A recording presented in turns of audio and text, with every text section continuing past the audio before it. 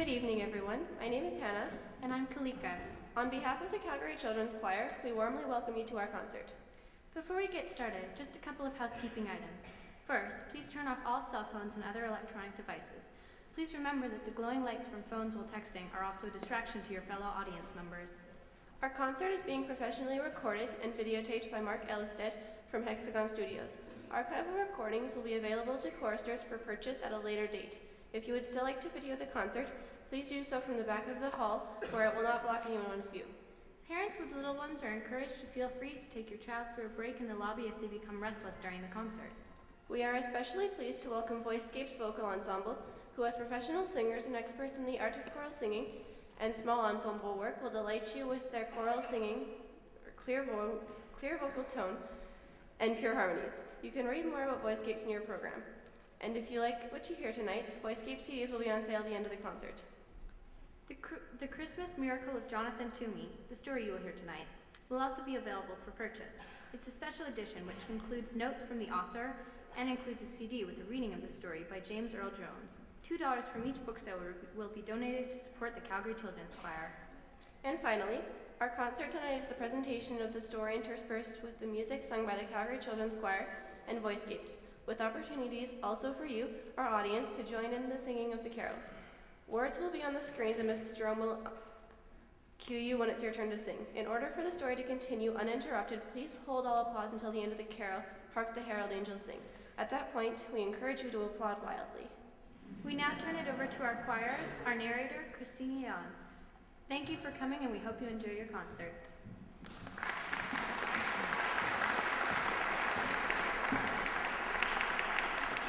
Good evening. My name is Christina Jahn. I'm the Artistic Director for VOICESCAPES. We're really delighted to be collaborating with the Calgary Children's Choir, not just because they're just such a talented group, but also it's extra special for me personally for two reasons. One is that Marni, Strome, and I grew up singing together, like literally children's choir and into youth choir. Her mom was the accompanist of the choir. And the other wonderful thing for me is that I'm going to be up on stage here with my two daughters who sing in this choir. So I wanted to tell you, give you a little context for the program that we put together for you tonight.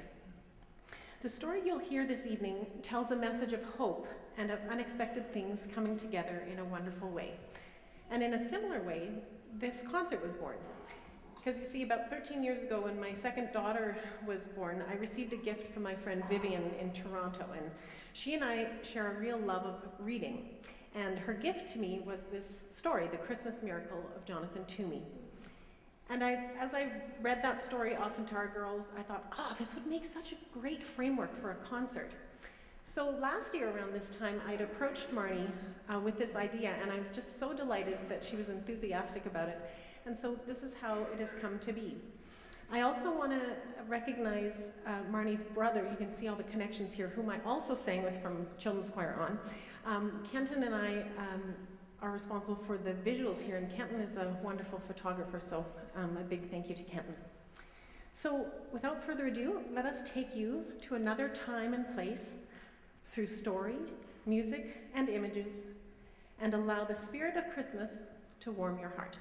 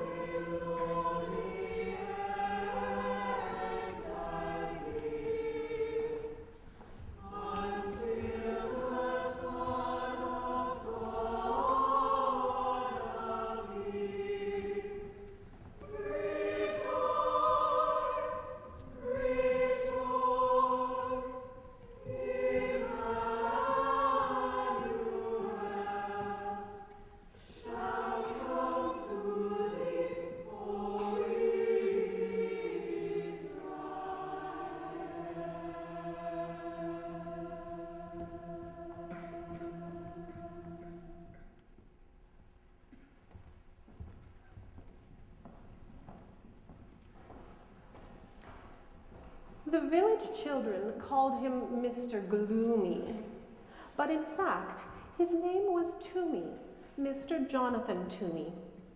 And though it's not kind to call people names, this one fit quite well. For Jonathan Toomey smiled and never laughed. He went about mumbling and grumbling, muttering and sputtering, grumping and griping. He complained that the church bells rang too often, the birds sang too shrilly, and that the children played too loudly.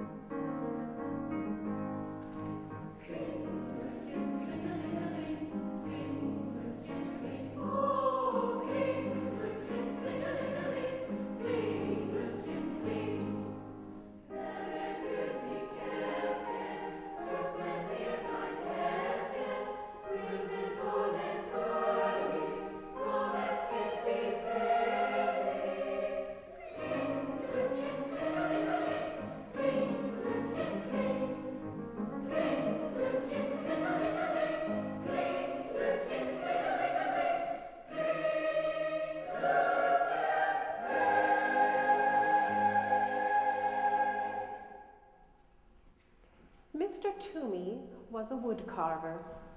Some said he was the best wood carver in the whole valley.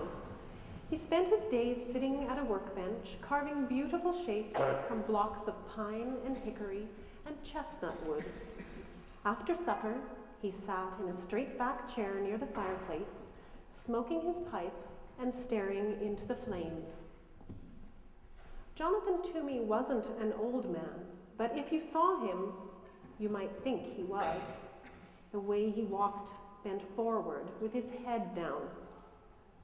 You wouldn't notice his eyes, the clear blue of an August sky. And you wouldn't see the dimple on his chin, since his face was mostly hidden under a shaggy, untrimmed beard, speckled with sawdust and wood shaving, and, depending on what he ate that day, with crumbs of bread or bit of potato or dried gravy.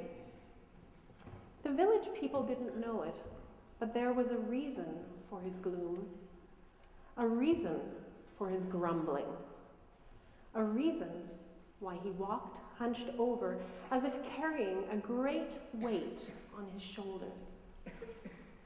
Some years earlier, when Jonathan Toomey was young and full of life and full of love. His wife and baby had become very sick. And because those were the days before hospitals and medicines and skilled doctors, his wife and baby died 3 days apart. So Jonathan Toomey had packed his belongings into a wagon and traveled till his tears stopped. He settled into a tiny house at the edge of the village to do his wood carving.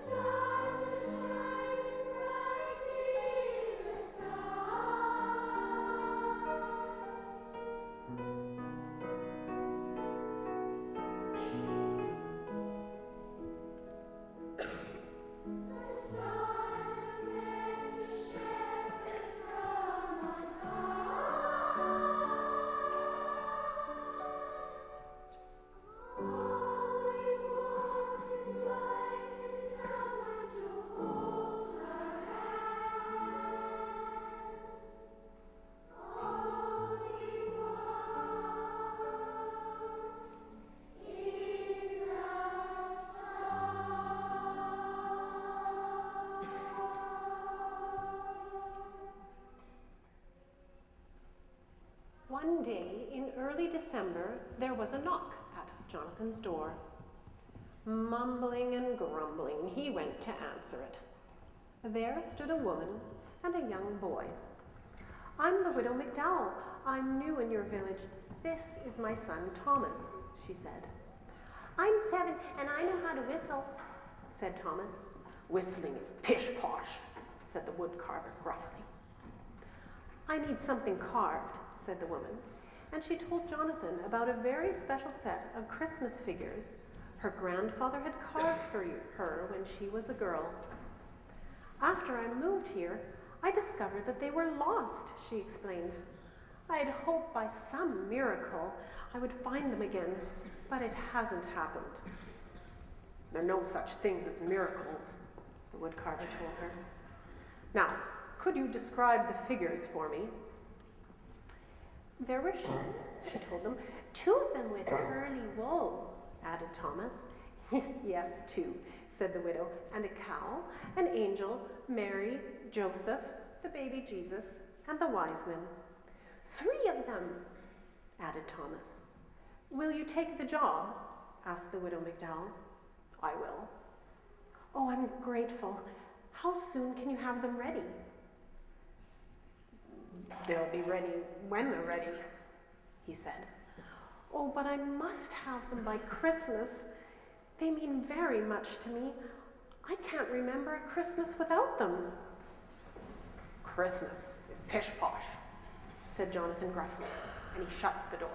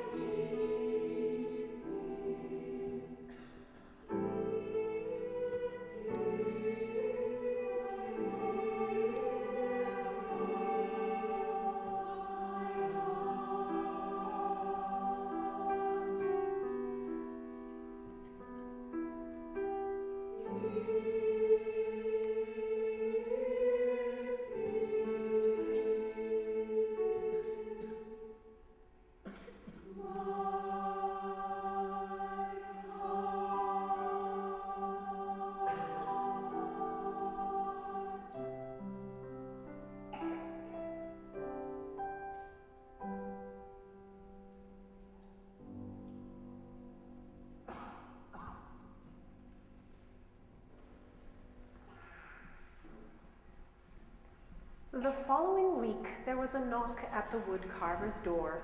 Muttering and sputtering, he went to answer it. There stood the widow McDowell and Thomas. "Excuse me," said the widow, "but Thomas has been begging to come and watch you work. He says he wants to be a woodcarver when he grows up and would like to watch you, since you are the best in the valley." "I'll be quiet. You won't even know I'm here. Please, please," piped in Thomas. With a grumble, the woodcarver stepped aside to let them in. He pointed to a stool near his workbench. "No talking. No jiggling, no noise, he ordered Thomas. The widow McDowell handed Mr. Toomey a warm loaf of cornbread as a token of thanks. Then she took out her knitting and sat down in a rocking chair in the far corner of the cottage. "Not there!" bellowed the wood carver. "No one sits in that chair."